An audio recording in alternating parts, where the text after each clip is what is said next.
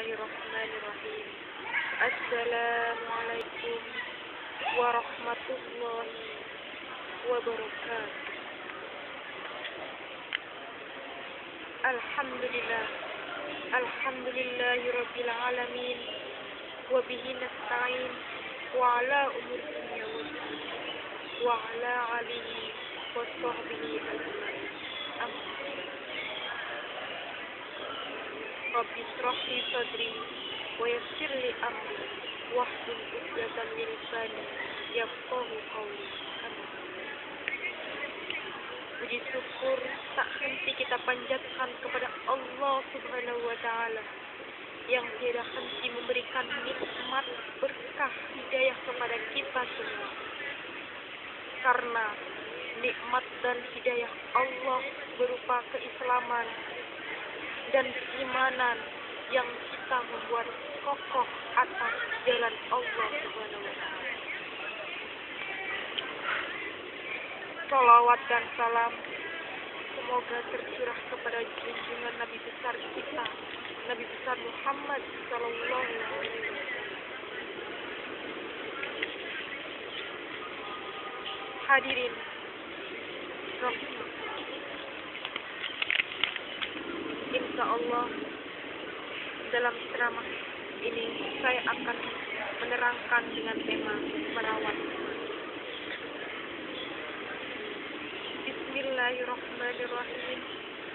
Innal ladzina kafaru wa matu wa hum kuffarun fala yuqbala min ahadihim mil'ul ardi zahaban wa law istada ulaika lahum azabun alim wa ma lahum min nasir. Sesungguhnya orang-orang yang kafir dan mati sedang mereka tetap keadaan kekafiran, maka tidaklah akan diterima dari seseorang di antara mereka emas sepuluh ini, walaupun dia menembus diri dengan tangis yang tebal-tebal. Bagi mereka itulah siksa yang pedih dan sekali-kali mereka tidak memperoleh pertolongan. Quran surat Al-Imran ayat 19. Luar biasa sekali nilai iman yang telah dianugerahkan oleh Allah Subhanahu wa Ta'ala kepada manusia. Sampai-sampai kesalahan yang kafir yang menolak beriman kepadanya tidak dapat ditebus atau diganti dengan emas sepuluh sekali. Padahal di dalam kehidupan di dunia ini, emas adalah logam mulia yang sangat berharga, melebihi nilai benda atau logam-logam yang lain. Oleh karena itu, iman yang telah kita miliki, yang telah kita terima langsung dari Allah Subhanahu wa Ta'ala, dan kita masih berada dalam alam ajal, wajib kita syukuri dengan cara menjaganya. Sesuai dengan pernyataan kita saat roh kita di alam ajal, dengan ditanya oleh Allah Subhanahu wa Ta'ala, alastu bi rabbikum, bukankah aku ini Tuhan, kata Allah. Lalu roh kita menjawab, bala syahid. Hadirin rahimah, apalagi kenyataan menunjukkan bahwa lingkungan tempat kita berada mempunyai pengaruh yang sangat kuat terhadap pertumbuhan dan kualitas iman. Sebagaimana yang telah dikatakan oleh Nabi Shallallahu Alaihi Wasallam, tidaklah orang anak dilahirkan melainkan dalam keadaan fitrah ataupun beriman dan bertauhid. Kemudian bapak ibunya lah yang menjadikan ataupun musyrik beragama Yahudi, Nasrani, dan Buddha. Hadis riwayat. Berkurangnya kualitas iman seorang sangatlah berbahaya, sebab akan berdampak pada kekurangannya ketaatan kita kepada Allah Subhanahu wa Ta'ala. Hadirin yang baik, dalam melakukan ibadah kepada Allah Subhanahu wa Ta'ala dan perbuatan kebaikan kepada sesamanya, dalam hal ini memang ada hubungan timbal balik antara iman ataupun akidah, ibadah ataupun syariat, dan akhlak muamalah. Dalam ketiganya ini, iman berada pada dasar yang melahirkan ibadah dan akhlak. Sebaliknya, kualitas ibadah dan akhlak dapat juga memberikan pengaruh kepada kualitas. Hadirin rahmat. Selanjutnya, dalam kesedemikian tinggi nilai iman bagi kehidupan seseorang, bagaimanakah cara merawatnya?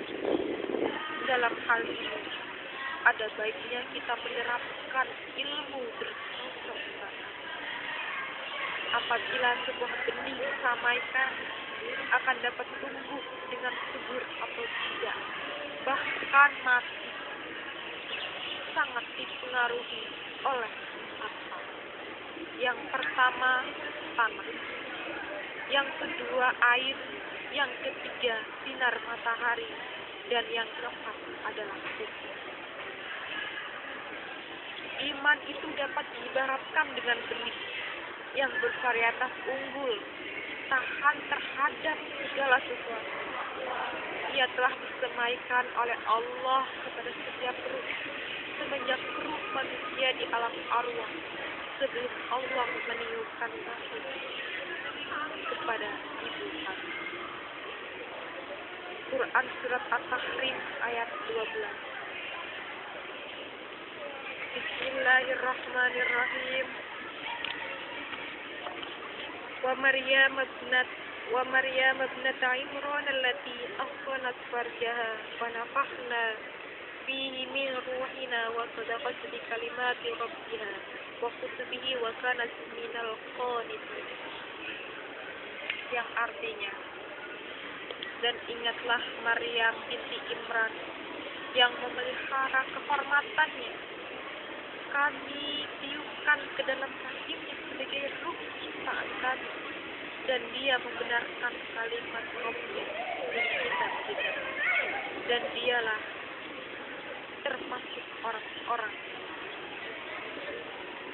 Kemudian yang dimaksud dengan tanah di sini ialah lingkungan. Air berarti siraman, sinar matahari adalah hidayah, dan hukum adalah mengenai siraman ataupun air. Sangatlah bijaksana jika Allah mewajibkan setiap laki-laki muslim yang balik sekali dalam seminggu untuk menerima siraman rohani melalui khutbah. Bahkan oleh Nabi SAW, setiap orang muslim laki-laki maupun perempuan diwajibkan untuk menuntut ilmu sebanyak mungkin, karena dengan ilmu pengetahuanlah seseorang akan dapat lebih tunduk dan taat kepada Allah, dan imannya menjadi lebih kuat dan teguh. Hadirin rahimahullah. Yang ketiga, mengenai hidayah Allah atau sinar matahari. Sangat dapat mengambil pelajaran dari kematian paman Nabi, yaitu Abu Thalib, yang masih tetap keadaan kafir, padahal sebenarnya lingkungannya cukup mendukung karena dekat dengan Nabi Sallallahu Alaihi Wasallam yang keponakannya.